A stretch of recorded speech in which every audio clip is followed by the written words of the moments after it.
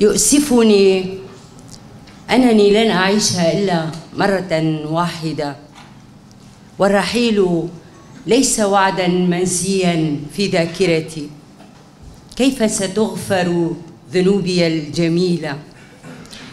أنا مثلا لم أزرع من شجيرات الورد إلا القليل، وقد قطفت منها الكثير الكثير. قسم وضعته بحب على قبر أمي وأبي بلعته الريح، والآخر بات هشا بين دفاتر القديمة لا زال يلتحف السؤال أن بأي ذنب وئت.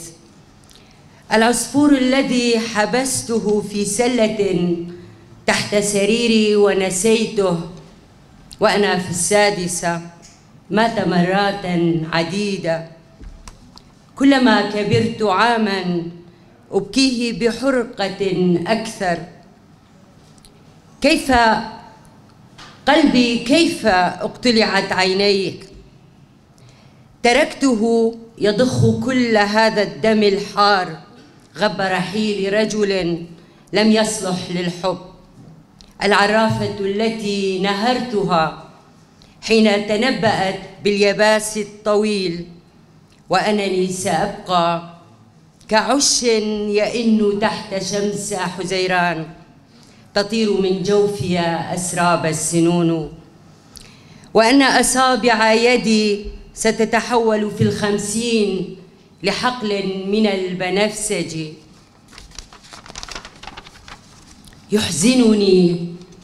يحزنني أنني لن أعيش إلا مرة واحدة، وأن الرحيل ليس وعدا منسيا في ذاكرتي.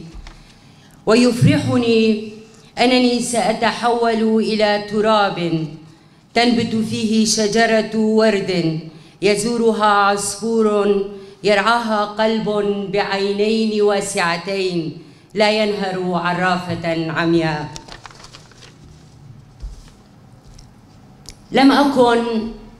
لم أكن المرأة التي تراها الآن. عيناي كانتا أكثر لمعانا، ما أخرجت أملاحها إلا بالأمس القريب. ابتسامتي كانت على قيد الحياة. آخر مرة كانت في الشارع الذي تهت فيه قبل أن يبتلعها الوقت. لم أكن غريبة عن الباب الذي كنت أغلقه على أصابعي الصغيرة، الباب الذي لم يكن بيني وبينه جسر من الضباب، كما بين بشرى الحلم الضائع والسكارى البائسين. لم أكن أمضي للنوم باكراً مخافة ظهور رجل يشبه الحب تماماً ويقول: ماذا عني وعنك؟ كأنك خشيت أن نربح بعضنا ونخسر الخوف. لم أكن أكره المرايا إلا حين غرست كمخرز في عيني تلك التجاعيد على جبيني. لم أكن أبحث عن رقعة من اللامبالاة حين تحمل عني مراهقة تسخر من العجائز حقيبة السفر. لم أكن أبحث عن أحلام لا نبض فيها تحت جلد وطن لا تحتاج خطاي فيه للخرائط. لم أكن أفسر الجحيم الذي يسبق إدمان البعد ويفتح الطريق لفردوس الشعر، وأنا المأخوذة بهذا الانعتاق.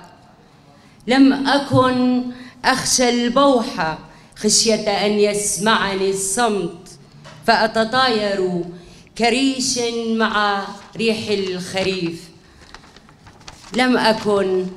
لم أكن أتنهد ببطء لأخرج الألم من عمقي قصائد مبتورة اللسان.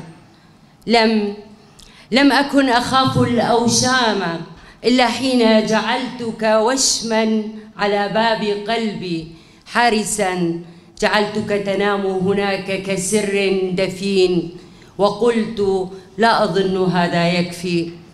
لم أكن أود الكتابة عن كل هذا العبث لولا غياب ظلي القديم مرتبكا على أصابع النهار. سباس